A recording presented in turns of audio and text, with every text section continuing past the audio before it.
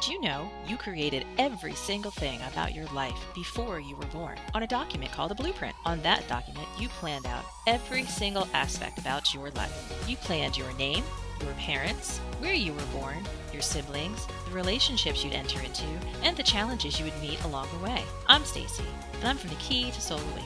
I help people recreate their blueprints using astrology, numerology, and sacred geometry.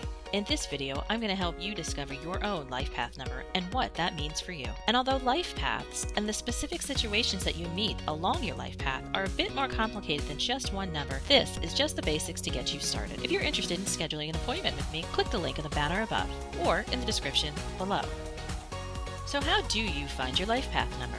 Use your date of birth, the month, the day, and the 4-digit year. Add those together down until they get to a single digit. For example, October 20th, 1978. October is the 10th month of the year, so that equals the number 10.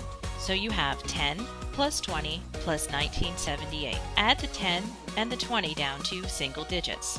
The 10 goes to 1, the 20 goes to 2. So now your problem is 1 plus 2 plus 1 plus 9 plus 7 plus 8. Adding all those together gets you to the number 10, and that goes down to a life path number 1. If your birth date adds up to the digits 11, 22, 33, or 44 before getting into a single digit, circle that number and then add down to the single digit. There's a separate video for these numbers, 11, 22, 33, or 44.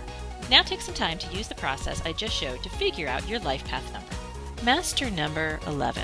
The words to describe a master number 11 are altruism and community. Altruism refers to behavior that benefits another individual at the cost of oneself. For example, giving your lunch away is altruistic because it helps someone who's hungry at the cost of being hungry yourself. A master number 11 needs to understand that you came into this life as an inspired healer, artistic force, and a spiritual catalyst for others. Those are some high-level goals. Big ideas that you have set up for yourself in order to accomplish this life. One must not get hung up on the power of it all, and instead focus on how it will be helping others, taking yourself out of it, taking yourself out of the limelight. A master number 11 must practice the golden rule, treat thy neighbor as thyself, as foundation for their life. 11 turns into a 2, which represents harmony and balance. When you are a master number 11, you are adding more power to that harmony and balance through intuitive nature, leadership, and expanded visionary consciousness. What this means is the master number 11 has a strong intuition, a large amount of wisdom, and inspires a lot of people.